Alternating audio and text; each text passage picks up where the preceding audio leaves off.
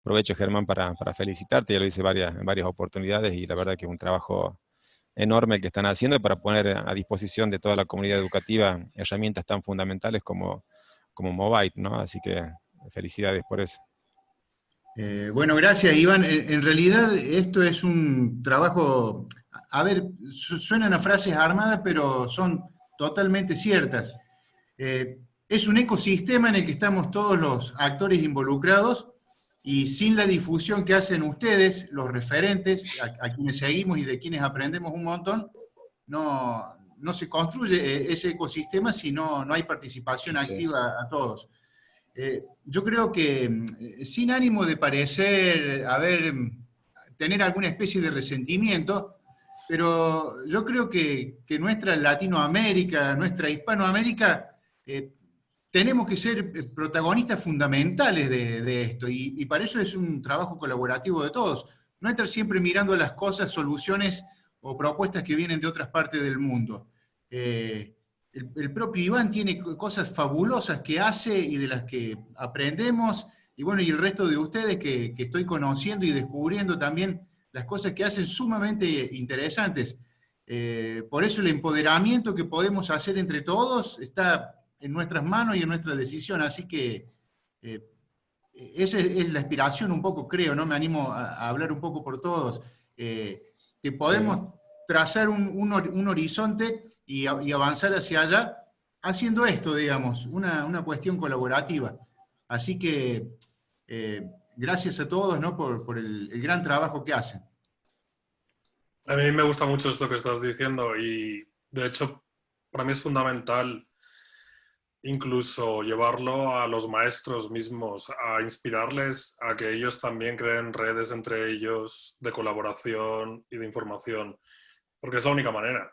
Como tú dices, para empoderarse puedes mirar con envidia a Alemania y Estados Unidos o puedes montártelo tú. Y clarísimamente yo prefiero la segunda solución porque ahí estamos. Con todo el tremendo potencial que hay aquí. Yo creo que también, bueno, creo que hay una de las falencias que ha desnudado toda esta cuestión de la virtualidad, es justamente esa falta, no digo de los docentes, sino de las instituciones educativas muchas veces y de las mismas políticas públicas, esa falta de articulación, ¿no? De repente hoy nosotros en este momento estamos varias ciudades y varios países juntos y muchas veces de las instituciones educativas, de las mismas políticas públicas, eso no se ve, ¿no? Entonces, esas acciones yo creo que hay que en vez de contagiarnos desde arriba para abajo, de las políticas públicas para abajo, creo que somos nosotros los que estamos contagiando y creo que después de la pandemia necesariamente debe haber un cambio, ¿no?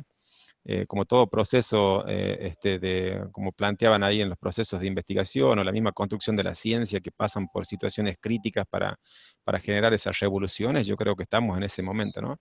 Estamos en un momento crítico de la educación, no desde un punto de vista del aislamiento, sino un crítico en este sentido de romper con ese paradigma tradicional muchas veces de la educación para insertarnos ya de lleno en la cultura digital, ¿no? Porque muchos de los colegas con los cuales nosotros trabajamos plantean esto como algo novedoso, como algo innovador, como algo y como que es el futuro. Y bueno, los que venimos trabajando en educación a distancia de hace ya 10 años, lo venimos pregonando. Y muchas veces el quedarse en el trono de la conformidad, en el quedarse en esta cuestión de no moverse de lo tradicional porque lo consideraban bueno en ese momento, hoy nos da a la pauta de esta cuestión y encontramos dificultades como por ejemplo las competencias digitales en nuestros estudiantes y en los mismos docentes, ¿no? Entonces, hay mucho por trabajar desde las políticas públicas y yo creo que la pirámide en este caso de esta suerte, digamos, de derrame en cuanto a al contagiar el uso de las tecnologías, lo estamos dando nosotros desde abajo para arriba, considerándonos nosotros no como inferiores, sino como que estamos en el eslabón de la práctica en sí misma, cuando debería ser al revés, ¿no? Si llegó la pandemia, bueno, hacemos dos clics y entramos a la plataforma como si nada. Hacemos dos clics y en este momento estamos tomando decisiones políticas concretas, pero realmente no las tenemos. Y hay un montón de cuestiones que se replican permanentemente en países tan limitados en recursos económicos como aquellos países mucho más pobres, si se quiere, y por ahí tanto España, Alemania, Estados Unidos, Argentina, Bolivia, Paraguay, Uruguay, todos tenemos las mismas dificultades. Quizás otros las enfrentaron de diferentes maneras, como en el caso de Uruguay, que tiene una política mucho más a largo plazo, que nosotros, que cambia el presidente y cambian muchas veces las políticas educativas, ¿no? Lo Entonces, mismo en México. bueno, justamente por eso, ¿no? Compartimos muchas de las cuestiones. Y bueno, y es un poco lo que plantea Germán también, ¿no? Esto del conectivismo ya dejó de ser una teoría rechazada como se la rechazaba en algunos momentos para convertirse ya hasta en un estilo de vida. Si no nos conectamos, quizás hoy no podemos desarrollar adecuadamente o brindar nuestras experiencias a otros colegas. Entonces creo que es fundamental eso, ¿no? Así que yo creo que este tipo de encuentros nos nutren muchos. Yo uso siempre esta cuestión de nutrir y nutrirnos al mismo tiempo, ¿no? Yo creo que nadie tiene el saber acumulado, ni siquiera nosotros como docentes frente a nuestros estudiantes. Entonces es bueno esto de poder compartir, de poder generar recursos como Mobile de manera o de acceso totalmente gratuito, de brindar y ese fue el motivo de mi tesis allá por el 2014, ¿no? Esto de generar un evento que nos permita a todos los docentes de Latinoamérica no solamente formarnos, sino también presentar aquellas experiencias que podemos tener que pueden enriquecer a otros colegas, ¿no? Entonces, hay mucha tela para cortar. Debería haber, ¿no? Así como muchas veces decía, se hablaba de una gobernanza mundial para manejar la inteligencia artificial, debería haber una gobernanza mundial que regule en cierta medida o que nos agrupe a todas estas cuestiones educativas como para brindar las mismas oportunidades a todos, ¿no? Sí, yo creo que hay dos cosas fundamentales que habéis dicho tanto Germán como tú. Yo creo que una de las primeras es, sí, fijarnos en otros modelos de otros sitios, pero yo creo que lo principal es conocer cuál es el contexto de nuestro alumnado. Totalmente. Está muy bien coger ideas, ver otras realidades, pero siempre y cuando luego seamos capaces de adaptarlo al contexto primero pues de nuestra localidad, de nuestro centro educativo y sobre todo de nuestros alumnos. Y habéis comentado algo que creo que ha sido tú, Iván, el tema de la competencia digital. Creo que, o por lo menos aquí lo que yo he percibido, ha sido que nos ha pillado un poco a contratiempo la competencia digital, sobre todo a los docentes. Ha habido mucha diferencia entre docentes que sí tenían o tienen una competencia digital muy desarrollada y otros que no. Entonces ahí ha habido sí una gran dificultad de que unos tiraban del carro, otros no, y entonces eso también ha generado ciertos conflictos internos a la hora de desarrollar las actividades de enseñanza online. Y a la par, la competencia digital de nuestros alumnos. Por una parte, son los alumnos, son las personas que más digitalizadas o más tecnológicamente han estado avanzadas, pero no sabían mandar correctamente un Totalmente. email. No, seguro, Les seguro. pedías un PDF, ¿cómo se hace un PDF? Una foto, a mí me enviaban fotos que salía el alumno sujetando un folio. Entonces, Es un mito el dominio de la competencia digital de los jóvenes. claro, entonces yo creo que Sí. la situación actual nos tiene que servir para reorientar la competencia digital, no solo a nivel docente, sino también de los alumnos. Es No, muy Y totalmente, también de necesario. los padres de familia. Y también a los padres de familia.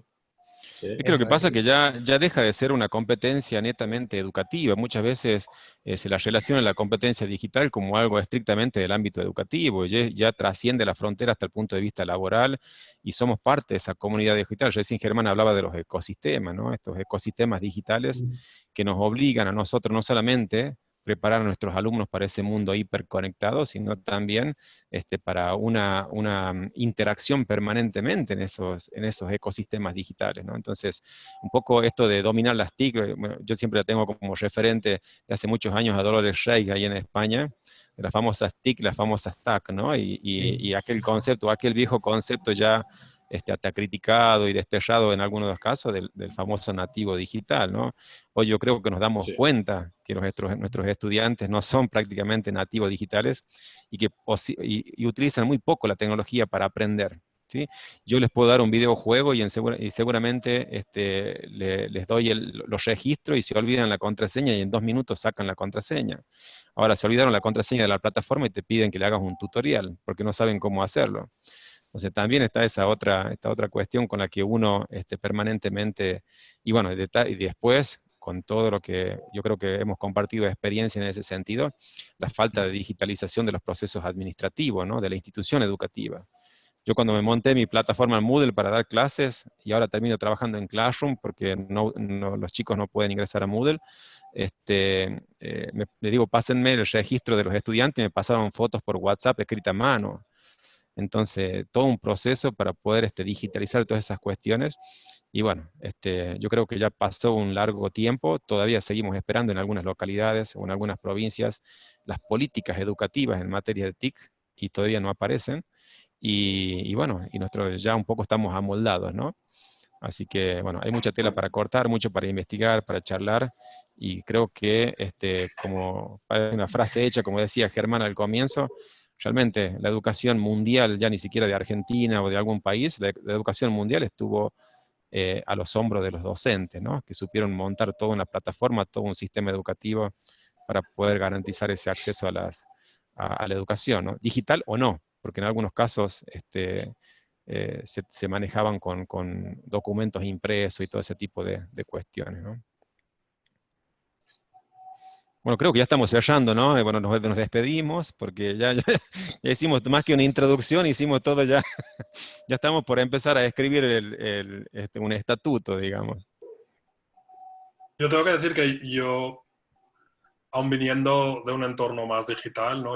Mi carrera fue sobre todo animaciones en 3 dimensiones y modelos y empecé a dar clases, doy clases en la universidad.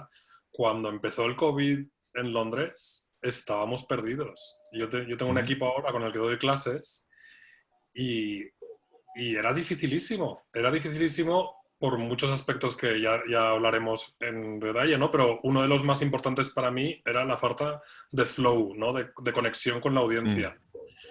Y lo interesante para mí ha sido durante este tiempo todo lo que hemos aprendido con muchas dificultades, que nos ha costado mucho porque es contraintuitivo mucho de lo que tienes que hacer. Pero me ha sorprendido mucho también gente que venía a pedirnos ayuda del Departamento de Sanidad de Inglaterra, del Ministerio de Trabajo, que estaban más perdidos que nosotros, porque encima ellos sí que luchaban contra un sistema burocrático tradicional. Y hablando hace poco con uno de estos, un coach ahí en Inglaterra, me decía que no podía, y le ayudó mucho una cosa que dije que era una chorrada, lo que le dije, es que te falta el flow porque tú normalmente conectas con la audiencia y llegas a relajarte y a hablar en base al feedback que ellos te dan, a cómo te contestan, pero ahora no lo tienes. Y todas tus tablas se pierden y sientes como que el coche ya no toca el suelo y las ruedas van por el aire y tú no sabes lo que estás diciendo.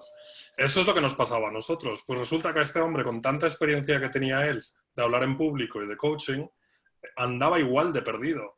Y bastó eso para que él se relajase. Entonces yo creo que eso es importante también, resetear un poco estos sistemas y decirles a todos los profesores, estamos todos aprendiendo ahora a conectar con audiencias. Yo eso, en algunas charlas que comentaba también, íbamos al otro extremo, ¿no? Esto de decir, es cierto, ¿no? La pandemia y el aislamiento social nos obligó a recurrir a la tecnología, ¿no? Que gracias a Dios la tenemos con sus pros y con sus contras en torno a eso, ¿no? Pero después ya encontramos el campo, el trabajo en sí mismo, el trabajo en campo, y empezamos a pensar, o yo me planteaba esta cuestión, sí, es una discusión la comunicación efectiva, ¿no? ¿Cómo me comunico yo? ¿Qué canales utilizo? La fluidez de esa información. Pero fuimos dejando de lado, y creo que hasta el día de hoy estamos dejando de lado la comunicación afectiva, ¿no? Yo en una charla anterior veíamos, en una charla que tuvimos con docentes de Latinoamérica también, y escuchaba una profesora de México, me decía, ¿y cómo puedo hacer? Yo soy maestra de primaria y tengo tengo 2 estudiantes, 2 hermanos que perdieron a sus padres. Y ahora perdieron a sus padres por el COVID. Y ahora están viviendo con los abuelos. Entonces, ¿cómo yo actúo en esa trayectoria educativa para tratar de captarlos, para tratar de motivarlos? si todavía siguen encerrados y no pudieron despedir a sus padres. Entonces también hay toda una cuestión para trabajar las emociones, cómo llegamos nosotros, nuestros estudiantes, ¿sí? Por ahí nos concentramos mucho en las cuestiones técnicas, en las cuestiones, si hago un PDF, si hago un PowerPoint, si utilizo Genially, si utilizo alguna plataforma, si me ven, si no me ven, pero del otro lado hay seres humanos también y que es importante fortalecer esas cuestiones, ¿no? Creo que ahí también podemos ser expertos, como recién decías tú, estos expertos en comunicación, en coaching, y de repente del otro lado tenemos estudiantes con un montón de necesidades afectivas y que no las podemos transmitir, no las podemos recabar. Entonces, yo por ahí trato de conectarme, más allá de que publicamos todo en una plataforma, trato de que me vean, ¿no? De que me vean, hacer chistes, subirles uno que otro video, conversar, hacer una clase solamente para charlar de cuestiones de la vida, de cómo están. Más allá de que vivimos en una ciudad muy chica y prácticamente el aislamiento, sinceramente, no existe, porque no tenemos casos todavía, y bueno, uno puede salir a la calle sin ningún tipo de problema, ¿no? Pero creo que hay mucho para trabajar en ese sentido, mucho más allá de las tecnologías, ¿no? Algo interesante es que los puntos de encuentro son similares, ¿no? Tanto en España como Argentina como México. Bueno, desde México nosotros vemos el tema de la interacción, ¿no? Cómo las plataformas, los diversos recursos, herramientas que podemos para interactuar, pero cómo la comunicación no se da nada más por la información que está, ¿no? De hecho, el 80% de la información que les compartimos a nuestros alumnos ya está en alguna plataforma, en alguna red, pero el cómo la comunicamos, incluso algo que está sucediendo es que todo el mundo se conecta a la videoconferencia, pero no activa su cámara, entonces no lo estamos viendo, no sabemos los gestos que realiza, no tenemos esa retroalimentación del lenguaje no verbal, ¿no? Y cómo claro, la tecnología nos ayuda, pero no puede sustituir con esos encuentros, con esa necesidad de lo social, ¿no? Del cara a cara, que incluso, pues, aunque tengamos la plataforma, Zoom o Skype, el que sea, pues hacer un uso adecuado en cuanto a las interacciones, ¿no? Algo que yo voy a compartirles es que lo que está sucediendo, pues, es que se está trasladando los modelos de educación tradicionalista Totalmente. a las plataformas en lugar de transformarse la profesionalización. Totalmente de acuerdo. ¿No? Entonces, creo que interesante que nuestros colegas de España, de Argentina, viven algo similar. Veía aquí a mi amigo Alan y a mi amigo Juan Alberto, que no me dejarán mentir, pero algo que estamos viviendo aquí en México, pues es algo similar, ¿no? Creo que algo interesante es aprender desde sus contextos, pero también pues que tenemos puntos de encuentro. Sí, yo creo que además la transición ha sido difícil. Yo soy maestro de primaria y ha sido difícil con algo que ha comentado Ximo. Es decir, estábamos muy desorientados porque, por ejemplo, aquí al principio no sabíamos cuánto tiempo íbamos a estar en casa. Dijeron 2 semanas. Entonces, claro, tú montas algo para esas 2 semanas. Luego, no, 1 mes. Luego fueron casi 3 meses. Entonces, fuimos poniendo parches a lo que por las autoridades iban diciendo. Entonces, yo creo que por eso fuimos lo que has comentado ahora, Sergio, el tema de que no se adaptó la enseñanza tradicional a la enseñanza online, sino que fue cambiar un poco la pizarra por el ordenador. Pero seguíamos con los mismos métodos, pero porque desde mi propia experiencia y desde la experiencia de mis compañeros, porque yo trabajo en el colegio público más grande de España, que son 1.400 alumnos de 3 a 12 años. Entonces, claro, al final no puedes crear algo sólido porque no sabíamos cuánto tiempo. Sin planificación e imprevisto esto que sucedió. Claro. Entonces, ibas dando respuestas sobre la marcha. Entonces, yo creo que eso fue uno de los grandes fallos que hubo también, el que pues fuimos poniendo parches, ¿no? Como si fuésemos el Titanic, íbamos poniendo parches para no hundirnos. De todas maneras, yo entiendo que este desafío de la educación es más profundo Y si bien estamos todos ahora muy enfocados con el tema del aislamiento, cuarentena, como quiera que se llame, esto un mes antes, un mes después, un semestre antes, un semestre después va a pasar, y lo que tiene que surgir de aquí tiene que ser algo que quede para siempre, digamos. Hasta hace un par de años atrás, por aquí, supongo que en otros lugares también, porque suelen ser similares los fenómenos, una de las discusiones que teníamos era qué castigo le poníamos a los alumnos cuando los encontrábamos con el celular, el teléfono móvil en las aulas. De ese estado de situación a este otro, yo creo que se produce un elemento ahí disruptivo que, que nos tiene que hacer crecer más allá de lo que es la pandemia, ¿no? Y bueno, y de poder recuperar todas estas cosas como las que mencionaba Iván, del hecho de la enseñanza a través de todas estas posibilidades, pero también teniendo en cuenta que el rol que tiene el docente en el aula con el alumno no lo reemplaza nada, por lo menos por ahora. Entonces, ¿cómo tomamos lo mejor de los dos mundos, obligados ahora por esta situación que nos exige utilizar una de esas posibilidades para, una vez pasado esto, porque insisto, va a pasar y de alguna manera se va a reacomodar todo, bueno, en ese reacomodo que tengamos lo mejor de cada cosa, bueno, y que podamos salir fortalecidos y crecer más allá de las consecuencias y secuelas que van a quedar, ¿no? Bueno, es todo un desafío donde también hay que mirar mucho el contexto de cada lugar. Creo que ya no se va a discutir más la importancia que tiene la conectividad, que no es solamente un esnovismo o una cuestión de caprichos o un lujo, es decir, los gobiernos van a tener que apoyar a que privados y el Estado avancen en la conectividad en los lugares que faltan, que son muchísimos todavía. Yo donde vivo no tenemos fibra óptica, por ejemplo. Y bueno, y estamos en un lugar riquísimo de Argentina, que es una zona agropecuaria, y sin embargo no tenemos acceso por fibra óptica, con todo lo que significa en el estándar del mundo que tiene hoy, ¿no? Pero, bueno, para poner una luz de positivismo y de esperanza en ese sentido, ¿no? Que tenemos ahora que tomar esto y ese desafío y llevarlo adelante. Yo creo que también los retos se han agudizado, al igual que mi compañero. Por ejemplo, hoy tenemos el reto en México. En México hay 40 millones de niños menores de 17 años.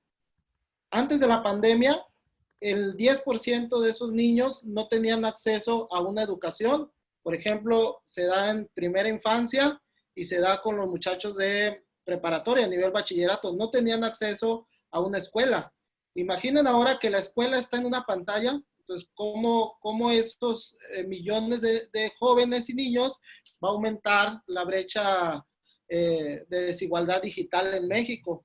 Otro de los retos que tenemos, pues es un movimiento pedagógico donde todos los actores escolares participen. Antes lo pedagógico, antes de la pandemia, se lo dejaban exclusivamente a los maestros, y hoy no. Hoy lo pedagógico tiene que ir acompañado de los padres de familia y de los familiares que están alrededor del joven. Y surgen conceptos muy importantes como cuál va a ser la participación de los municipios para que llegue la tecnología a lugares donde hay comunidades indígenas, y cómo va a ser la participación de las ciudades para convertir en las ciudades espacios inteligentes, donde el joven antes de tomar la ruta o el metro pueda descargar libros de forma gratuita y tenga acceso a la información y al conocimiento, que son retos nuevos como utilizar el Big Data y la inteligencia artificial. Y otro reto es la imagen que debe tener el maestro. Ahora la imagen del maestro tiene que cambiar por una imagen audiovisual, una imagen ambiental, una buena imagen oral, escrita, y una imagen personal para que transmita competencias o habilidades blandas a los estudiantes que antes las podíamos hacer de manera presencial, pero ahora tenemos que transmitir más allá de los conocimientos, pues una gama de recursos humanos y personales que los muchachos tienen que ir empapándose en eso. Sí, bueno, recién también hablábamos de esto, de esta cuestión de la comunicación afectiva y, bueno, se ve muy poco, por lo menos acá en Argentina, en algunas provincias, esto de hacer hincapié muchas veces quizás también en el control, ¿no? De ver si los docentes por ahí trabajan o no, si se está evaluando o no, o eliminar, por ejemplo, el concepto de evaluación, cuando realmente nosotros, los docentes, sabemos que evaluamos en todo el momento, quizás no de la manera tradicional, pero estamos evaluando. Y muchas veces dejar de lado aquella cuestión de enfocarse por ahí en las necesidades de nuestros estudiantes, o ver qué opinan nuestros estudiantes respecto a lo que fuimos desarrollando, ¿no? Yo recién leí ahí algunos mensajes, ¿no? Y veía esto de algunos colegas decían esta necesidad de cambiar la alfabetización, ¿no? Yo creo que es un poco lo que decíamos al principio, no es o sea, hacer conciencia de que se debe cambiar, porque la alfabetización en sí misma ya ha cambiado hace tiempo. El tema es que muchas veces no asumimos la necesidad de decir, bueno, nosotros tenemos que cambiar. Yo por ahí no comparto algunas cuestiones con respecto a colegas de mi institución o de otras instituciones cuando dicen, bueno, no nos formaron. Bueno, nosotros somos profesionales de la educación. El médico que seguramente tiene que operar o hacer cirugías y no está esperando que el Ministerio de Salud lo forme. Él se forma para hacer frente a las diferentes situaciones. Entonces nosotros tenemos que partir de eso también. Somos profesionales de educación y es una obligación nuestra formarnos no solamente para crecer profesionalmente, tener otro estatus por ahí dentro del ámbito de la docencia, sino también para ofrecerle mejores oportunidades a nuestros estudiantes, ¿no? Y bueno, y ahí leía recién a la profe de cometí errores, ¿no? Es decir, bueno, y bueno, de eso se trata también. Nuestros estudiantes cometen errores y aprenden. Yo creo que el error parte de esa situación o parte del el aprendizaje permanente, ¿no? Entonces, creo que es cierto, hay muchas cosas compartimos muchas de ellas, pero creo que lo esencial también, y teniendo en cuenta esto, lo que decía recién el colega, esto de la Big Data, son muy pocos, yo diría casi ninguno de las instituciones educativas o de los ministerios que utilizan la analítica de datos para tomar decisiones en tiempo real. Entonces, hoy por hoy transitamos la educación básicamente o casi en un alto porcentaje, porque obviamente hay fuertes desigualdades en cuanto al acceso a la tecnología y obviamente que hay chicos que están excluidos, lamentablemente, pero transita muchísima información en las redes para poder tomar datos. Entonces, podríamos tomar, yo tomo mi plataforma en Moodle y quizá pueda yo trabajo en un nivel superior donde trabajamos con una plataforma argentina que es e-educativa, ¿no? Y me permite hacer reportes de intervenciones, reportes permanentes de hasta cuánto clic hace un estudiante, cuándo ingresa, y yo puedo hacer un seguimiento mucho más personalizado, ¿sí? Generar ese aprendizaje adaptativo, ¿no? De que yo pueda ir adaptando mis procesos de enseñanza a eso. Y bueno, y la evaluación es otra cuestión, ¿no? Quizás cuando tengamos la oportunidad de charlar de manera individual con el resto de los colegas, yo creo que la evaluación necesariamente es toda una cuestión. Y bueno, qué cosas nosotros podemos registrar de esos procesos de evaluación. Entonces, creo que es muy, muy fructífero, creo que ya empezamos hace rato y nos llevamos, sin querer queriendo, vamos llevando un hilo conductor y bueno, me parece que cada uno de nosotros tenemos mucho para aportar, no solamente por los conocimientos y lo que yo considero más que importante es la experiencia. Si yo puedo haber leído 50.000 libros, pero si nunca entré a un aula, es muy difícil que le explique a un maestro de primaria cómo llegarle a ese estudiante, ¿no? Puedo tener mucha teoría, pero creo que la práctica es esencial. Y ahí radica esto lo que decía Germán al comienzo, ¿no? El tender redes y a intercambiar esas experiencias, saber qué están haciendo en México, independientemente de aquello contextual que decía Iván también, de que lo debemos contextualizar, pero hay experiencias que son únicas, ¿no? Y poderlas transmitir, poderles decir, mira, puedes hacer este programa de radio, por más que tus estudiantes te manden audios por WhatsApp, hay herramientas para poder trabajar otras habilidades, otras competencias y se pueden hacer producciones espectaculares, ¿no? Así que, y bueno, después tenemos recursos muy icónicos y transversales como Byte que nos permite actualizarlo o contextualizarlo sin ningún tipo de problema, ¿no? Así que está interesante esta charla, ya voy tomando nota tendríamos que escribir un libro, ¿no? Un capítulo por cada país y generar algo interesante ahí también. Estoy muy de acuerdo contigo, maestro Iván. En cuanto a los profesores, tenemos tenemos que reformarnos, tenemos que seguir formándonos constantemente como en cualquier otra profesión. Yo cuando tenía otros empleos y trabajaba en animación, les decía a mi equipo que yo no quería que se pasasen 14 horas al día en el despacho trabajando. Yo quería que trabajasen 7 u 8 horas las justas, pero ellos eran animadores, directores creativos, 24 horas al día, 7 días a la semana. Tienes que tener hambre por aprender. Y lo bueno es que si le das la vuelta a este concepto, pasa a ser divertido. Ya no es duro el formarte en el terreno digital, sino que es divertido. Y es que eso es lo que tiene que salir de tu pasión para conectar y que el alumno se apasione y se divierta también en su trabajo. Pero empieza por ti, empieza tú como profesor a buscar dónde puedes aprender online, a buscar en qué foros. Yo me he comido una de tutoriales de maquillaje, de make-up, para aprender a comunicar mejor con mis alumnos. Se te nota en este momento el Sí, maquillaje. lo veis. Pues yo cogí el asunto que menos me importaba a nivel práctico y que más me importaba a nivel técnico, cómo hablaban, cómo usaban los props, y me di cuenta de que cuando yo estoy explicando cómo usar cierto programa, si animaba el programa y le hablaba al programa de la misma manera que el maquillador habla a su pincel y a la paleta, empecé a copiarme trucos. Y eso es lo que tenemos que hacer. Tenemos que compartir estos trucos, ir hablando, ir viendo cómo animamos la conversación, de dónde aprendemos, porque no hay soluciones. No hay la mejor plataforma. Habrá la mejor hoy. Todo es dinámico, todo va cambiando. Importa más tu pasión, cómo te diviertes tú trabajando, que eso es lo que los alumnos van a recibir, que es más valuable, ¿no? Sí, A mí, si me permiten, tomando ahí de lo que mencionaron los dos, me parece que lo mejor que se le puede dejar a los alumnos como docentes es este ejemplo de ser continuos estudiantes, incluido nosotros y a partir de nosotros. Eso me parece que es la gran habilidad que les tenemos que sembrar y dejar, la gran pericia que tienen que tener ellos, ¿no? Porque no podemos predecir cómo va a ser el mundo dentro de unos muy poquitos años, pero creo que nos vamos a equivocar poco si les dejamos esa gran capacidad de poder estar continuamente en situación de aprendizaje. Ni hablar del autoaprendizaje, ¿no?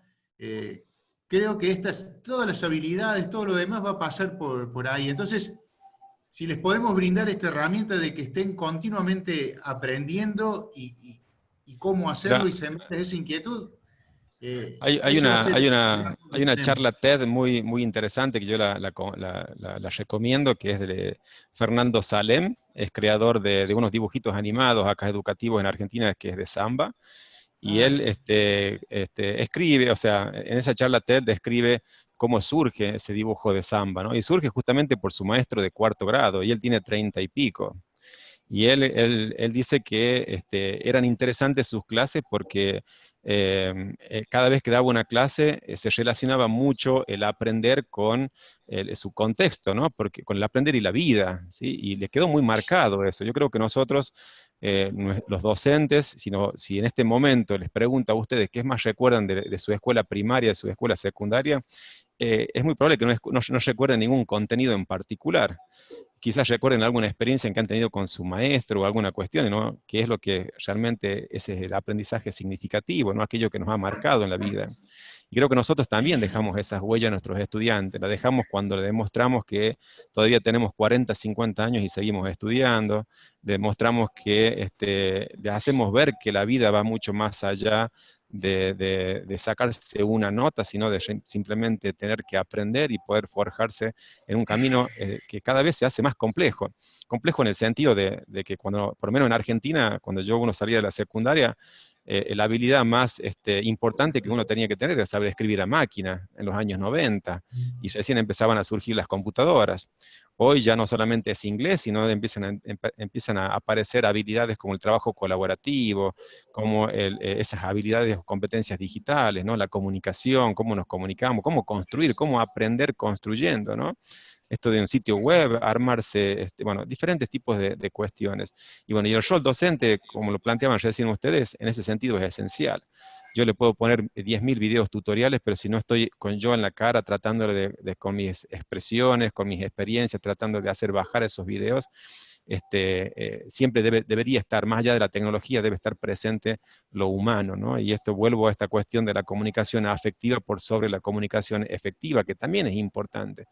Y bueno, yo creo que hay mucho para trabajar en ese sentido, sobre todo de los equipos técnicos, los equipos pedagógicos de las escuelas, ¿no? Yo creo que está bueno. Recién leí algunos comentarios respecto a las políticas públicas, ¿no? Creo que también hay una necesidad de saber escuchar al docente. Generalmente los que están ocupando cargos públicos en algunos casos no son docentes, o son docentes que no tienen por ahí la experiencia en diferentes niveles educativos, y hay que escuchar a los docentes y fundamentalmente escuchar a los estudiantes, ¿no? Y a partir de ahí plantear propuestas, plantear ideas, mostrarles el camino, enseñarlos, guiarlos, y fundamentalmente estar al lado de cada uno, porque también está otra cuestión, ¿no? Muchas veces se centran en que si los estudiantes aprenden o no, si los estudiantes se conectan o no, pero muy pocas encuestas se hicieron preguntándole cómo se sienten los docentes, ¿no? Yo llevo ya 6 meses trabajando prácticamente en el aislamiento y nunca, las 2 veces que se contactó un directivo conmigo fue para indicarme que me olvidé de presentar un informe, o para retarme, si se quiere, ¿no? Pero creo que falta esa cosa, ¿no? Porque todos somos seres humanos, y así como nosotros en el aula también tenemos diversidad de estudiantes a los cuales debemos atender en sus trayectorias, también en el cuerpo docente hay una diversidad, ¿no? Sin recursos, sin conocimientos, y bueno, cada uno de nosotros tenemos y es responsabilidad por ahí de lo directivo. Por eso digo también que no solamente es importante garantizar la continuidad pedagógica, sino también fortalecer el acompañamiento de la estructura administrativa, ¿no? No solamente desde una plataforma formal para que los chicos puedan ingresar. Acá en Argentina, por ejemplo, como política, se hizo un acuerdo con las telefonías para que todos aquellos dominios .edu.ar sean de acceso gratuito y sin datos.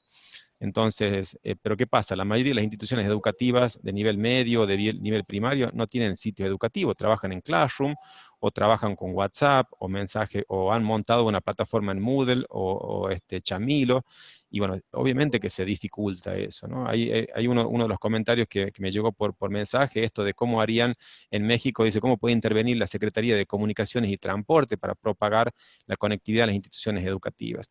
Nosotros en Argentina, en mi provincia, desde hace varios años tenemos lo que se denomina Internet para Todos, que si bien es cierto se paga un abono de Internet, pero es una red pública que le impulsa una sociedad anónima con participación mayoritaria del Estado, lo que se denomina una SAPEM, ¿no? Es una política pública con muchas deficiencias, obviamente, en conectividad, con servicio, con todas las deficiencias que puede tener, pero bueno, ya se tiene acceso a un Internet en algunas escuelas, ¿no? Se está avanzando en ese sentido.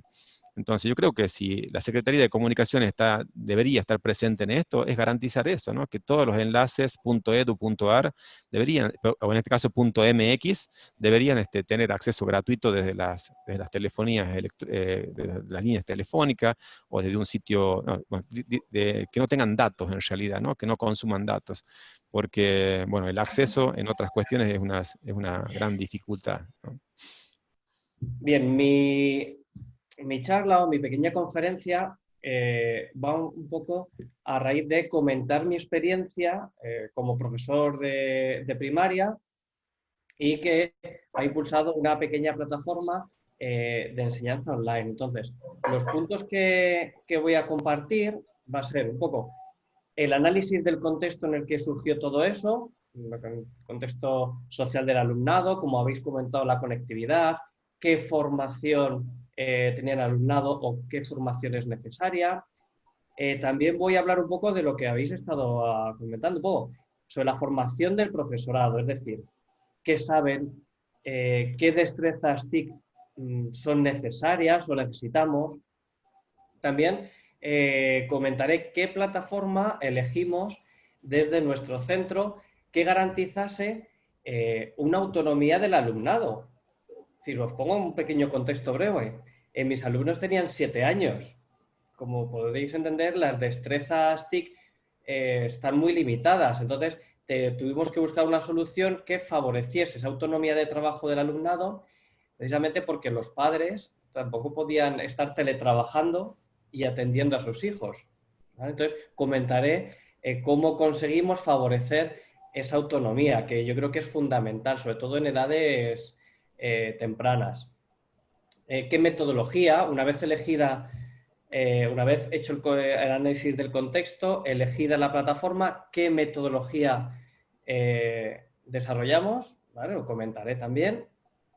Hablaré también sobre cómo hicimos las tutorías del alumnado y el seguimiento del trabajo. Y como habéis dicho, el maestro Iván, no solo el trabajo académico, sino también ese seguimiento a nivel afectivo de los alumnos, ¿vale? Y eso todos los aspectos que voy a tratar en la charla. Es decir, cómo cuidar el aspecto relacional y motivacional del alumnado a través de la enseñanza online, ¿vale? Y terminaré un poco hablando sobre qué ocurre con la atención a la diversidad. Es decir, porque tenemos alumnos con necesidades educativas, que si ya es difícil atenderlos de manera presencial, ¿cómo se lo hemos hecho? ¿Cómo se puede realizar? ¿Vale? Yo comentaré la experiencia que he vivido para que si hay algo que a cada uno le pueda servir, pues genial, porque en mi caso, mi centro educativo es un centro preferente de alumnos con autismo. Entonces, en mi aula tenía alumnos con autismo, con dislexia, con TDAH. Entonces, ¿cómo trabajar todo eso a través de la educación a distancia? Entonces, pues nada, os animo a que estéis, lo escuchéis y aportéis todo, que yo lo haré gustosamente, porque seguro que todos podemos aprender de diferentes contextos, pero sé que todos vamos a poder llevarnos, como digo yo, alguna pequeña píldora educativa en nuestra mochila de profesor que nos va a ayudar a la vuelta del curso. Excelente, Iván. Yo creo que ya estamos esperando tu conferencia. Son 4 puntos que abordaste principales. Por ejemplo, el conocer el contexto social donde se está desarrollando la práctica, Sí. la formación del profesorado en las TICs para la implementación de plataformas con autonomía para el aprendizaje. Tú lo hiciste con tus niños de 7 años. Cómo establecer estrategias, metodologías, la tutoría y el seguimiento académico y afectivo. Y sobre Eso. algo importantísimo, que es algo que también estamos olvidando, a la atención a la diversidad. La atención a la diversidad, yo creo que es un reto. Si era un reto mayúsculo antes de la pandemia, hoy es súper importante atenderlo. Muy bien, pues esperamos tu conferencia, el viernes 14. Esperamos a Iván de la Cruz desde España a que nos hable de este interesante tema. Gracias, Iván. Excelente. Quiero compartirles unas láminas que preparé, son 180 diapositivas, algo rápido, no nos va a hacer algo tan cargado, no se crean, son unas laminitas que quiero compartirles. Yo soy sociólogo y voy a estar trabajando, también soy maestro de grupo, pues de secundaria, pero algo que a mí me gusta mucho es siempre contextualizar en qué momento estamos actualmente, ¿no? Y estamos ante una situación que hace unos años el gobierno de los Estados Unidos desarrolló unos indicadores para momentos bastante difíciles de afrontar como sociedad o como país o como cualquier contexto, ¿no? Estamos ante un momento VICA, ¿no? Que es volátil, incierto, complejo y ambiguo, ¿no? No sabemos cuándo volvamos al grupo, no sabemos si se reanudan clases, se vuelven a suspender, las potencias mundiales que tienen de cierto modo la mayoría de los recursos y están un poco más organizados, reactivan las clases y las suspenden. No sabemos cuánto tiempo dure esto, cuándo salga la vacuna. Es complejo, no por el tema de difícil, sino porque todo está interrelacionado, ¿no? Estamos en casa, pero los niños también están en casa, tenemos que compartir el espacio con ellos, tenemos que, la situación socioemocional que lo comentaban por ahí, que es un tema muy importante, nos estamos dando cuenta de cómo estamos todo relacionado, interconectado y es bidireccional todo lo que estamos viviendo y es ambiguo. Pero ¿cómo dar respuesta a todo esto? Yo digo que ante lo complejo, lo simple. Creo que estamos utilizando las tecnologías, claro, pero desde el modelo híbrido estamos necesitamos hacer un tránsito y sobre todo yo que me he desempeñado como maestro, pero también como asesor educativo, creo que tenemos primero que tener voluntad de cambio, ¿no? Saber que tenemos que movernos, lo comentaba el maestro Iván muy acertadamente, todos los profesionales se capacitan de manera autónoma, ¿no? Todos los profesionales se preparan. Yo les hago la analogía a mis compañeros. Yo no llevo mi coche con un mecánico que no sabe reparar full injection, ¿no? Los de carburador se quedan obsoletos. Sin embargo, los niños no tienen opción, no pueden elegir con qué maestro entran y con cuál no. Entonces, como ya es una población cautiva, pues no nos preparamos. Entonces, la capacitación y el cambio es muy importante. Pero tenemos que tener ciertas condiciones, ¿no? La infraestructura, la conectividad, el acceso al Internet no se da en todos los lugares. Por eso, la propuesta que yo les quiero compartir, pues es de transformarnos como profesionales, ¿no? Y transformar nuestra práctica en lugar de trasladarla, porque tengo compañeros en el centro donde yo trabajo que simplemente en Classroom subieron todo el rollo que se avientan ahí en clase y piensan, ya están utilizando una plataforma, ¿no? Ya tienen las competencias digitales desarrolladas. Sin embargo, lo que no hemos logrado es como si antes era complejo motivar a los alumnos, desarrollar en ellos la motivación intrínseca por el aprendizaje, ahora que están enfrente de una pantalla va a ser todavía más difícil. Por eso la propuesta de mi taller está enfocada al trabajo por proyectos. Trabajo por proyectos que no es nada nuevo, es una metodología que surge del aprendizaje pragmático de John Dewey, que lo aplica didácticamente Kirkpatrick, y que en realidad tiene más de 100 años, pero no es que haya metodologías nuevas o viejas, o tecnologías nuevas, ¿no? Sino que cómo la usamos, cómo las aplicamos, es el verdadero reto que tenemos. Y lo que estamos perdiendo, sobre todo en México, por ahí en el chat decían, ¿qué opinamos de que ahora la televisión va a ser el medio por el cual reciban las clases los niños? Pues yo creo que no es algo que yo comparta, porque si bien la finalidad es la equidad, porque el 90% de las familias tiene una televisión, yo creo que Paul Freire estaría muy molesto con esta idea de la educación bancaria, ¿no? Que somos meros receptores de información y que nada más por verlo estamos aprendiendo. Se pierden esas pautas fundamentales del trabajo y la propuesta, porque sí nos podemos quejar de todo, pero ¿cuál es la propuesta? Pues situar el aprendizaje, no es nada nuevo, pero es, por ejemplo, si trabajamos por proyectos interdisciplinares, en la asignatura de ciencias podemos ver el tema del COVID desde la biología, hacer gel antibacterial en química, en matemáticas a graficar, dependiendo del nivel o la modalidad, pero tenemos que ver cómo esos aprendizajes están en los contextos. El aprendizaje está en todos los lugares y no es que el niño no quiera aprender, no quiere aprender lo que tú le estás explicando, su cerebro es selectivo, ¿no? Y no lo quiere aprender de la manera en que tú se lo estás proponiendo. Pero el acceso a la información, por ejemplo, de los meses que continúan, en cuanto a los temas en México, por ejemplo, el 16 de septiembre, que es el Día de la Independencia, puede ser un motivo de trabajar por proyectos, ¿no? Entonces, en mi sesión del día viernes de la siguiente semana vamos a estar trabajando cómo realizar proyectos con otros compañeros, porque ese es otro reto, ¿no? En el caso de secundaria acá en México, los niños tenían 20 actividades de español, 20 actividades de matemáticas, 20 de ciencias. Los papás estaban locos porque no sabían cómo ayudarles, cómo darles estrategias. Entonces, si trabajamos en equipo, si formamos un solo proyecto que pueda abordar distintos contenidos y que sea situado, creo que podremos, primero, situar el aprendizaje y lograr aprendizajes significativos en nuestros alumnos. Segundo, no necesariamente tiene que ser por medio de una plataforma, puede ser el medio, el recurso de conexión o de comunicación, la plataforma, pero que ellos estén aprendiendo desde sus hogares y desde sus contextos.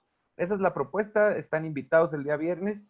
Será un gusto compartirles esto que estamos ya implementando en el centro de trabajo donde yo estoy asesorando. Hay unos proyectos muy interesantes que ya se los vamos a proponer porque también está muy padre la parte teórica, pero el cómo es algo que también nos fortalece, ¿no? Algunos ejemplos, no que nos lo den ya hecho, pero sí tener algunos ejemplos de cómo podríamos relacionar estos proyectos. Gracias por el tiempo y por el espacio. Excelente, tú, Sergio, como siempre, tus pláticas son muy buenas.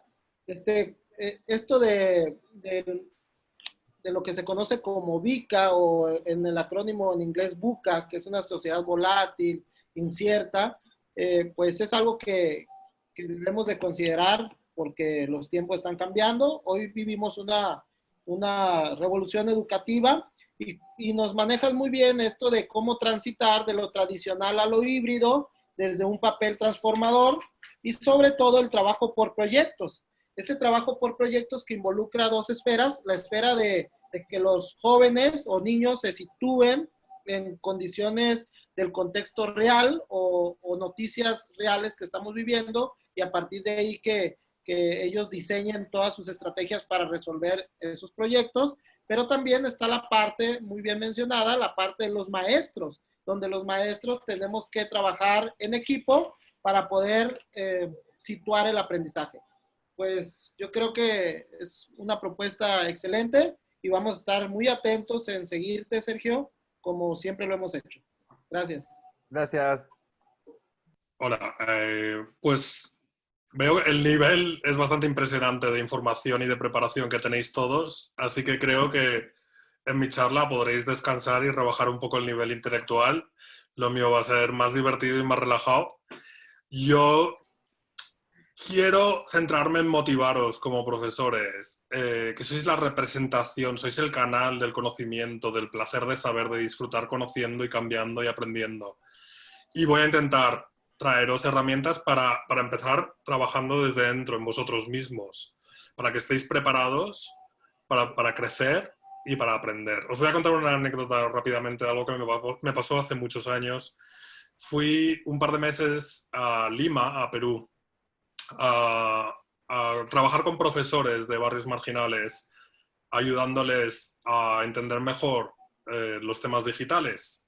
Y yo fui preparado con tablets, regalando, y los tablets estaban cargados de juegos, de conocimientos, de todo lo que yo pensaba que motivaría a los profesores. ¿Qué pasó? Que cuando empecé a trabajar con ellos, eran cosas como Google Earth. Era coger, abrir Google, volar, daba yo pequeñas charlas y volar y mostrar. Pues yo vengo de Valencia y de Valencia me fui a trabajar a Ámsterdam y luego a Londres y ahora estoy en San Pedro de Chorrillos, aquí en Lima, y volábamos y de pronto, bueno, la mitad estaban dormidos y se despertaron. Y fue para mí una realización, ¿no? De lo más importante es empezar a trabajar en qué es lo que me interesa a mí como profesor y empezar a expandir eso, tu pasión, dónde encontrar, dónde aprender, dónde están los podcasts, dónde están los canales de YouTube de los que puedes aprender, cómo construir tus redes con otros profesores. Yo trabajo mucho en cuanto a redes, ¿no? En cuanto a networking. Y para mí el networking no es conseguir al individuo más poderoso de la habitación. Esos individuos son estrellas que te guían, que te dan dirección, pero no vas a conseguir nada. Eso es, la gente que tiene mucho poder y mucho dinero te saca la vida antes de que tú consigas nada de ellos. Construyendo redes horizontales de gente como tú, ¿sabes? Así es como construyes una carrera más sólida, tanto a nivel económico como a nivel de preparación. Así que si venís a mi charla veremos vídeos y hablaremos de experiencias y espero que os ayude un poco a disfrutar de verdad de esta situación y de los temas digitales que en este momento es lo que tenemos. Gracias. Bien, excepcional. Muchas gracias. La motivación a los maestros yo creo que es importantísima, como bien lo menciona nuestro compañero. Que encontremos la motivación de nuestra profesión. Hay muchos temas. Hay maestros que les motiva la evaluación, a otros les motiva la tecnología, a otros les motiva la educación socioemocional. Entonces, este taller nos va a ayudar a encontrar nuestro espíritu motivador que debemos de tener los maestros y que durante toda durante la historia se puede decir que hemos perdido porque se ha politizado el tema de la educación en muchos países. Pero bueno, la motivación muy importante la vamos a encontrar en el taller y a través, lo menciona muy bien nuestro compañero, a través de maestros reales, de maestros que forman redes horizontales y de experiencias que podemos encontrar en cualquier parte del mundo. Muchas gracias. Bueno, en mi caso, hace del año 1996 que doy clases de educación tecnológica en un colegio secundario del interior de Argentina, en un pueblito rural. Y a medida que fue pasando el tiempo, noté un fenómeno que me preocupaba y me afectaba. Los alumnos se me aburrían en el aula, no querían trabajar. Profe, hoy no escribamos, profe, hoy no hagamos esto, profe, hoy no hagamos lo otro. Y por mucho que yo preparaba las clases, estaba siempre con ese problema, se me aburrían. Por otra parte, al mismo tiempo, notaba que esos mismos alumnos, cuando los llevaba a la sala de computación, se encendían, se enganchaban mucho para trabajar allí con las computadoras, y ni hablar con los videojuegos que había en la enciclopedia Encarta. No sé si la recuerdan a la enciclopedia Encarta. Dentro de sus contenidos tenía pequeños juegos muy sencillos con desafíos que estaban atravesados de conocimiento. Se desesperaban por usar ese tipo de juegos en lugar de el trabajo que yo había llevado para hacer. Entonces, como dinámica, yo había establecido que el que terminaba de hacer el trabajo podía irse a jugar con los juegos de la Encarta. Era tanto el éxito que tenía eso, que yo empecé a prestarle atención y noté además que cuando ellos usaban esos juegos, interactuaban con ellos, aprendían lo que había en esos contenidos. Entonces dije, epa, ¿qué sucede aquí? Eran muy efectivos para enseñar. Me puse a investigar el tema, encontré, hay una charla TED muy linda, ya que recién nombraron una, yo me permito nombrar otra.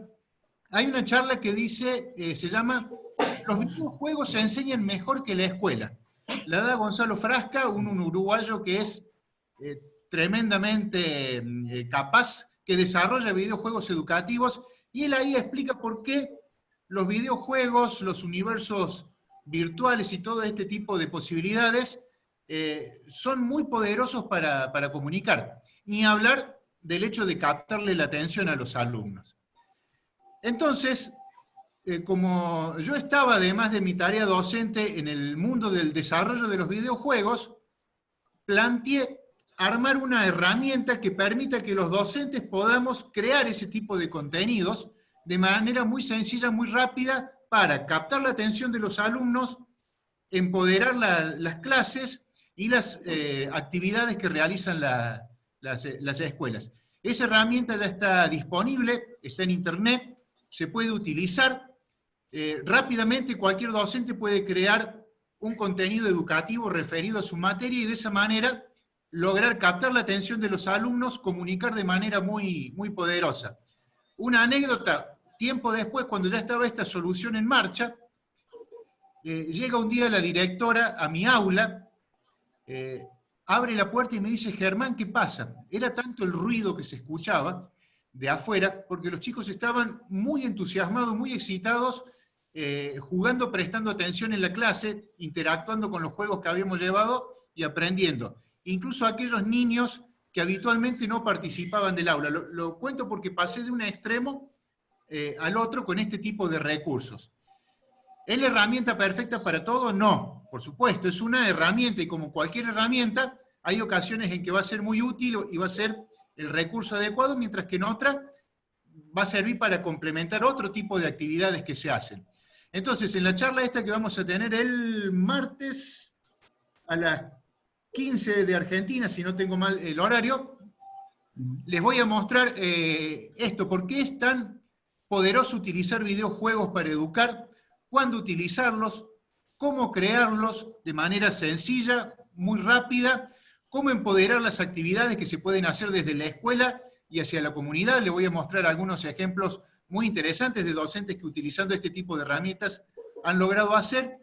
Vamos a abordar algunas cuestiones de cómo se puede evaluar, una cosa que siempre les preocupa mucho a las instituciones, también a los docentes, utilizando este tipo de recursos, y cómo aprovecharlos también en el aula, en distintas modalidades, y teniendo en cuenta también las posibilidades para aquellos colegios que no cuentan con equipos informáticos o con conexiones robustas de internet o que directamente no tengan, también vamos a ver allí algunas posibilidades de cómo hacerlo.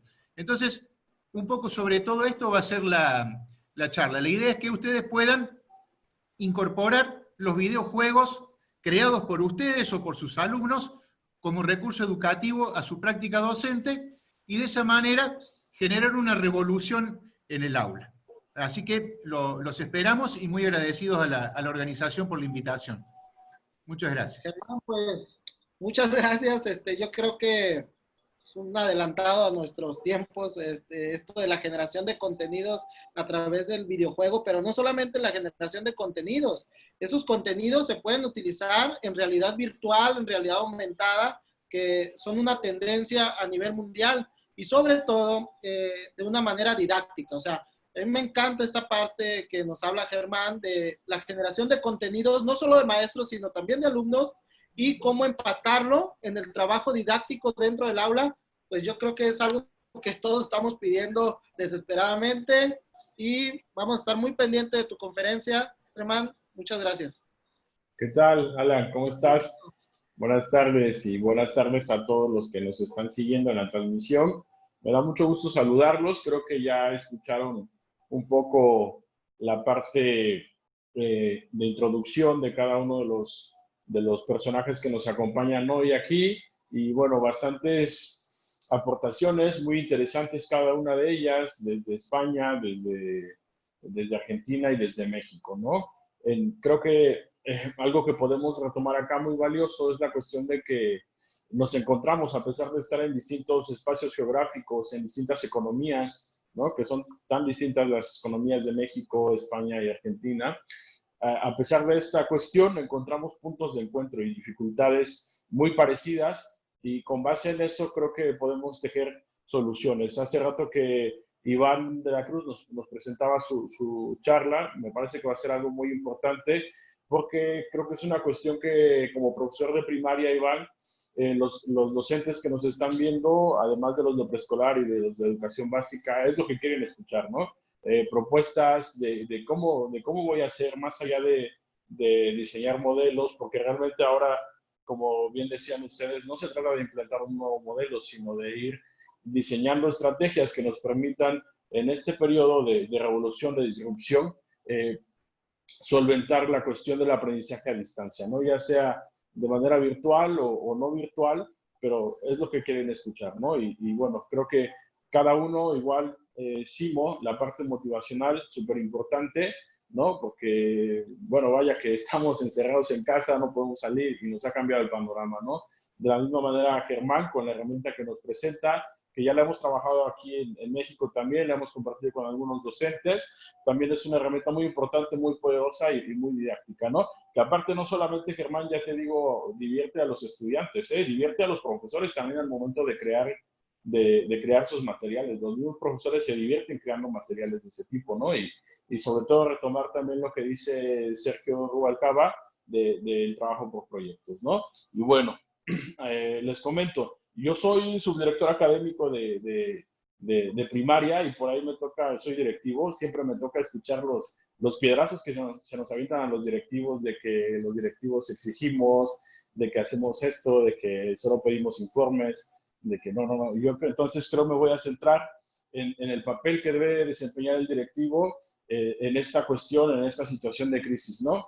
En nuestra escuela, saben, en México se ha diseñado la estrategia fundamentalmente por televisión y otros medios de comunicación como la radio. Sin embargo, creo que el papel del directivo es muy importante en esta cuestión porque debe conocer el contexto en el que se inserta su comunidad educativa y las condiciones socioeconómicas que tienen sus estudiantes, para que con base en eso se diseñe una estrategia de trabajo a distancia, ¿no? Entonces, desde la experiencia propia, es lo que voy a compartir con ustedes, algunas metodologías que podemos utilizar. La parte del diseño de aprendizaje es muy importante, porque no es lo mismo, como comentaban hace un momento, grabar mi clase y luego ponerla en la plataforma. Ya con eso estoy ocupando la tecnología, ¿no? No es nada de eso, sino que tenemos que aprender a utilizarla, ir sobre un modelo de aprendizaje, verificar qué herramientas podemos utilizar y qué recursos interactivos, sobre todo, también ocupar en clase, ¿no? Los que tengamos el alcance de ocupar o la posibilidad de ocupar Zoom con nuestros estudiantes, qué estrategias interactivas podemos utilizar dentro de la clase, ¿no? Ahí me parece que este reto es una oportunidad de alfabetizar digitalmente a los docentes, a los estudiantes y a los padres de familia, ¿no? Y también me parece que En este sentido hemos avanzado mucho porque los estímulos que nos ofrece la educación y las herramientas tecnológicas son muy poderosos, son muy poderosos para motivar a los estudiantes, ¿no? Creo que hay un giro aquí copernicano que debemos tomar en cuenta y aprovechar todas las herramientas que se nos ofrecen. Entonces, mi charla va a ser con base en eso, el papel del directivo. Yo mismo estoy dando acompañamiento a mis estudiantes porque como subdirector académico debo ser un líder pedagógico, debo formarme pedagógicamente y bueno, que lo he hecho realmente, soy un profesor, soy normalista y siempre me he destacado por esa cuestión de salir adelante y tomar muy en serio mi papel, ¿no? Entonces, en esta cuestión vamos a brindar algunas estrategias, algunas metodologías, herramientas y sobre todo el papel del directivo en su centro de trabajo y en el acompañamiento que debe dar a sus profesores, a su profesorado y a sus estudiantes y a los padres de familia, ¿no? Porque vamos que es un ecosistema, como decía Germán, no solamente somos los profesores, ¿no? Sino que hay todo un papel ahí que debe cumplir cada uno. Mi charla va a ser el día lunes 10, creo que es la primera, comenzamos conmigo sobre el papel del directivo, de los directivos en esta cuestión, ¿no? Una parte experiencial también, contaré de lo que estamos haciendo en nuestra institución educativa, que es una institución medianamente grande, con 517 alumnos aproximadamente, ¿no? Entonces, ese es mi tema, están todos invitados, creo que por allá se publicarán tal vez los flyers de información para que puedan acceder, porque veo que en el chat están preguntando y bueno, están todos invitados, todos invitados. Excelente, Juan. Yo creo que es un tema que abordamos poco en esta charla, el papel de los directivos ante la crisis que estamos viviendo. Y me parece muy concreta tu estrategia, muy digerible y muy útil. ¿Por qué? Porque nos vas a decir cómo un directivo puede fomentar el diseño de una estrategia contextualizada, desde el cómo implementarla, qué estrategia utilizar y el con qué la vamos a hacer. Creo muy ilustrativa tu charla, Juan, y también vamos a estar esperando con ansias tu primer conferencia, que es el lunes. Les paso los horarios porque están comentando en el grupo qué horarios vamos a tener.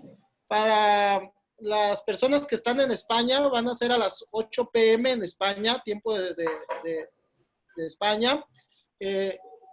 A la 1 p.m. tiempo del centro de la Ciudad de México. Y a las 3 en Argentina, a las 3 de la tarde en Argentina. A la 1 en México, a las 3 de la tarde en Argentina y a las 8 en España. Vamos a estar todos nosotros, pues, tratando de abordar estos interesantes temas. Y por último, pues, solamente queda mi charla. Mi charla es como una línea del tiempo entre primero reconocer cuál es la brecha digital que existe en México desde la experiencia de nuestro país, después ver la cantidad de recursos que tenemos, porque en México se han implementado muchos programas de educación a distancia y de educación híbrida. Por mencionar algunos, por ejemplo, a CONAFE llega el programa que se llama Classmate PC, que es de la Fundación MacArthur, que estuvo vigente en México. Está en telesecundaria desde 1980 la red satelital EduSat y después la Mediateca Didáctica. Posteriormente en Ciclomedia y posteriormente un programa que se llamaba Habilidades Digitales para Todos, donde era aula de medio. 1.30, 1.1 también se implementó en México y pues en México hay una gama de programas que se han implementado y que es tiempo de utilizarlos, de utilizar esa esencia que tenían esos programas y echarlos a andar en contextos muy diferenciados, como lo estamos marcando en esta plática. Por último, mi orientación va más enfocada al uso de estrategias didácticas a través de la tecnología, la pedagogía y el contenido para generar ambientes de emprendimiento. Yo voy más por el lado del emprendimiento, cómo generar emprendedores, porque creo que es el momento adecuado, porque ante un río revuelto como estamos viviendo, hay ganancia de pescadores y estos emprendedores que tenemos que formar, pues son los que van a cambiar el mundo incierto, ante problemas que no hemos detectado aún, tecnología que no hemos utilizado y trabajos que no conocemos cómo van a ser en el futuro. Bueno, pues creo que hay Queda una Iván, cámara. creo, ¿no? Sí, Iván, dime. Tienes desactivado el micrófono, Iván. Bien. Bueno, desde mi formación, pedía la palabra, claro, estaba en mute yo. Sí, sí, Iván, sí, adelante. Bueno, de mi formación, de mi experiencia docente a lo largo de estos casi ya 20 años de egresado, bueno, yo transité por casi todo, no por casi, por todos los niveles educativos, tanto a nivel inicial, primario, secundario acá en Argentina, y bueno, en la actualidad, bueno, me encuentro trabajando solamente en nivel secundario, en superior, para formar docentes, y en el nivel universitario, ¿no? En una carrera que es la licenciatura en tecnología educativa. Bueno, la charla, en medio de toda esa experiencia, yo creo que uno de los elementos por ahí indispensables en este momento en el que estamos viviendo son las herramientas o la utilización de diferentes herramientas digitales para la gestión docente en general, ¿no? Que van desde aquellas cuestiones para comunicarse, para presentar información y también para evaluar. Así que mi charla va a estar enfocada en esa, en brindarles algunos tips, algunas cuestiones que estén vinculadas al seguimiento en la trayectoria de los estudiantes, con aplicaciones o recursos de los cuales todos tenemos acceso, pero muchas veces no le damos una utilidad en ese sentido. Así que básicamente va a ser eso, ¿no? Herramientas digitales. Mi charla va a estar orientada al tema de las herramientas digitales para la gestión docente. Yo creo que es muy enriquecedora la plática que has tenido con nosotros, Iván, desde que empezamos la charla. Pues yo he estado anotando muchos tips que nos das desde Argentina, y esto de la formación docente a través de plataformas digitales, de herramientas digitales, pues es algo indispensable en este momento. Muchas gracias, Iván. Bien, pues de esta manera, si ustedes no disponen de otra cosa, pues damos por terminada esta presentación, este conversatorio internacional. Para nosotros es un gusto desde México enriquecer la profesión docente de esta manera, y que sobre todo surjan liderazgos de la gente que nosotros decimos de a pie, o sea, de los maestros. Hoy es un momento trascendental en la historia de la humanidad, porque por fin los maestros estamos siendo escuchados por millones de personas alrededor del mundo, y políticas educativas que seguramente van a cambiar desde la perspectiva de los maestros en todo el mundo.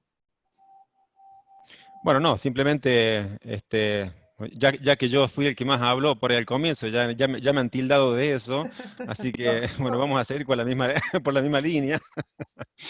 No, bueno, forma parte también esto, un poco lo hemos trabajado, si bien es cierto, hemos charlado temas serios, también está esta cuestión del humor, ¿no? Y creo que cada uno de nosotros tiene esa particularidad, que también seguramente lo reflejamos en nuestros estudiantes, en nuestras aulas y en nuestros ambientes virtuales, ¿no? Yo siempre, hay alguna cuestión que siempre digo, que muchas veces nosotros, más allá de la diversidad en la cual nosotros desarrollemos o implementemos nuestras estrategias, nuestro trabajo, más allá de las diferencias que puede haber en cuestiones culturales, económicas, sociales, hasta políticas, nosotros somos profesionales de la educación, estamos por ahí en la cresta de la ola permanentemente, porque tomando este concepto de Bauman de la sociedad líquida, que esta tecnología permanentemente hace que nuestro piso se mueva y esté en permanente movimiento, nosotros también debemos estar en permanente movimiento para estar actualizados, para brindar mejores y más oportunidades a nuestros estudiantes. Y bueno, en esa diversidad cultural, más allá de todo lo que podamos llegar a disentir, a compartir o a diferenciarnos también, porque hay muchas diferencias sin lugar a dudas, hay una cuestión que compartimos y que es un eje común, ¿no? Que es la educación, el amor por la educación, la vocación por la educación, y fundamentalmente esta cuestión de tomar todas las herramientas necesarias, compartirlas con el único fin último de beneficiar y poder acompañar a nuestros estudiantes. Sabemos que muchos están hoy en desigualdad de condiciones porque no tienen conectividad. Muchos de los mensajes giran en torno a eso, qué estrategias, qué recursos podemos implementar para llegar a aquellos que no tienen conectividad, que están en cierta medida aislados por diferentes cuestiones. Seguramente después que pase cada una de nuestras charlas van a quedar un montón de cuestiones en el tintero, pero bueno, por ahí hay un lema o una frase, ¿no?, que dice que muchas veces no hay que enseñarnos a pescar, ¿no?, más que servirnos el pescado listo. Entonces creo que también el aporte de cada uno de nosotros tiene que contribuir a esto, ¿no?, a sembrar esa semilla de la inquietud, esa semilla de compartir la innovación, de contagiar la innovación en cada una de estas instituciones educativas. Y si bien es cierto, como recién decía Juan Alberto ahí en su rol de directivo, muchas veces nosotros criticamos a los directivos desde nuestra visión de docentes, pero una crítica muchas veces constructiva. Pero en ocasiones no tenemos la posibilidad de a lo mejor contar con esa apertura de ese directivo. Así que en este grupo tener a cargo una charla desde el punto de vista del equipo directivo creo que es fundamental, ¿no? Y que los directivos nos escuchen en ese sentido también, ¿no? De que hay voces que nosotros no queremos como docentes, no queremos generar, como decimos en Argentina, no queremos poner palos en la rueda, ¿no?, sino simplemente ser también esa vela que permita poder transitarnos a ese futuro que nos espera, o que en ese futuro que ya está instalado en cierta medida, ¿no? Así que yo como de mi parte, como reflexión general, creo que la colaboración es fundamental, que los proyectos colaborativos son fundamentales, que las relaciones mutuas donde podemos nutrir y nutrirnos mutuamente, no solamente por aquellos que dominamos determinados tipos de conocimiento o tenemos un poco más de experiencia, sino también por aquellas experiencias que nos pueden contar nuestros otros actores, ¿no?, experiencias o necesidades. Y quizás a partir de esas charlas que cada uno de nosotros de manera individual va a compartir, vayan a surgir preguntas y por qué no compartir pequeñas estrategias o tips que les permitan generar, aunque sea, por más pequeña que sea, esos aires de innovación que fundamentalmente se requieren en cada una de nuestras escuelas de Latinoamérica. Así que de parte, muy agradecidos por la invitación. Me encanta poder compartir, relacionarnos y al mismo tiempo ir creciendo, ¿no? Es parte de eso que se dice por ahí o que se habla respecto a esta forma de aprender nueva, ¿no?, de esos entornos personales de aprendizaje, cómo construimos redes y cómo no solamente nos nutrimos de aquellos que por ahí saben un poco más o tienen un poco más de experiencia o nos comparten herramientas, sino también qué podemos poner nosotros, ¿no?, que esto sea una retroalimentación mutua, un ida y vuelta, y que en otro momento cuando nos volvamos a encontrar, seguramente mucho más adelante, después que todo esto pase, después de la pandemia, bueno, empecemos a comentar que esas acciones han sido implementadas y que de una u otra manera no solamente vimos mejoras en el aprendizaje, sino fundamentalmente vimos sonrisas en nuestros estudiantes, ¿no?, que eso es lo más hermoso que se puede lograr. Lejos de la educación, lejos de la tecnología, está por ahí también esa empatía y esa necesidad de abrazarlo a ese estudiante que muchas veces necesita un acompañamiento y que en diferentes situaciones no se las pueden brindar. Así que agradecido, y bueno, seguramente esta semana va a ser, todavía no tengo claro cuál es mi fecha, pero seguramente ya vamos a informarlo y nos vamos a encontrar a seguir compartiendo estas experiencias. Gracias a todos. Muchas gracias. Felipe, te dejo el micrófono. Hablamos de temas muy interesantes como el uso de la tecnología en el aula, de los directivos que deben emprender estrategias. Hablamos del trabajo por proyectos de mi amigo Sergio Rubalcaba, de la motivación con Gimo, y de la generación de contenidos con Germán, de la formación del profesorado con Iván, desde Argentina, de Iván de la Cruz desde su experiencia en el trabajo de plataformas y estrategias didácticas. Pues es una gama de temas interesantes que vamos a tener la próxima semana. Adelante, amigo Felipe. Gracias Alan, gracias Alberto, gracias los Iván, porque ahora tenemos dos, Simo, Sergio, y agradecerles a todos. Y creo que ustedes han cubierto de manera maravillosa el propósito de de esta convocatoria, que es alentar a los compañeros, motivarlos, para que ante la situación de crisis que vivamos retomemos lo mejor que tiene el maestro, porque de eso he escuchado yo mucho, de cómo el maestro, el directivo, quien está en la situación que tiene que estar ahora, de cómo está retomando los recursos a su alcance para entregar un servicio educativo, y yo me quedaría con aquí con el corazón. Y si usted tiene el corazón y las ganas de hacer las cosas, de llegar a sus alumnos, de motivarlos, de que trabajen, encontrará en lo que está a su alcance, en un ordenador, en el WhatsApp, en el celular, en una aplicación, encontrará las maneras. Sabemos pues que esto es un desafío para todos, docentes y directivos, y bueno, la semana que viene va a estar mucho más interesante, porque tendremos la oportunidad de escuchar de cada uno de ustedes sus propuestas. Y bueno, para las personas que por alguna razón en Facebook no pudieron contemplar la situación completa, en unos minutos más quedará la grabación disponible en la nube y podremos ponerla, calculo yo, en un par de horas en Facebook. De veras, agradecerles mucho y agradecer su disposición. Lo dije al principio, seres humanos maravillosos que están poniendo de su tiempo, de su conocimiento y de su experiencia para que los maestros de Latinoamérica puedan estar listos ya para este año escolar que todos estamos iniciando casi. Y bueno, agradecer eso también, ¿no? Hemos tenido hoy entre la población, entre la gente que se inscribió y nos está siguiendo en vivo, maestros de lugares muy diversos, Puerto Rico, México, Argentina, Ecuador.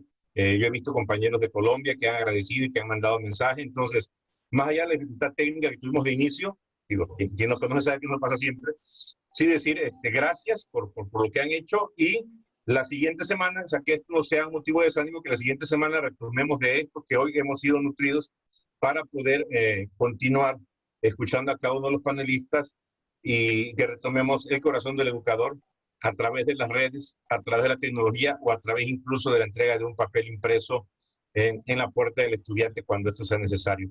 Muchas gracias a todos. Gracias a ti, Felipe, por la invitación. Como siempre, un gusto poder contribuir con todos ustedes, con la comunidad latinoamericana, y pues siempre es un gusto aportar para la transformación educativa de Latinoamérica, que como siempre digo, somos un solo país y una sola nación. ¿Alguien más quiere decir algo, maestros? No, yo dije, yo ya no. Yo ya no. Gracias, Iván. Ahí en el chat se despide Yucatán, Bolivia, El Salvador, y agradecer de veras a ustedes, porque un solo maestro que alcanzáramos con esto a ayudarle, a motivarlo, pero además ayudarle con herramientas prácticas para su trabajo, cambia vidas para siempre. Yo nunca me canso de decirlo, estoy donde estoy y soy quien soy gracias a mis maestros. Ellos son todo. Y si ahora con esto podemos ayudar a que nuestros educadores en las aulas pongan en el siguiente nivel a los muchachos del 2050, creo que estaremos más que agradecidos por esto. Gracias a todos por estar en Zoom, gracias a los que nos siguen en este momento en Facebook. Terminamos la transmisión en vivo y regresaremos con toda la alegría para el lunes. En cuanto al orden, algunos por el WhatsApp ya pusieron su día y su hora, pero nada más para recordarles, el lunes empezamos con Juan Alberto Hernández Nicolás. Su agenda estaba apretada y él pidió estar el lunes, entonces el lunes estamos con él y ahí en lo sucesivo estaremos conversando todos. Y gracias a todos. Muy animados. Próxima semana, todos los días a la 1. Hasta luego. Nos vemos. Gracias. Hasta luego. Gracias. Saludos.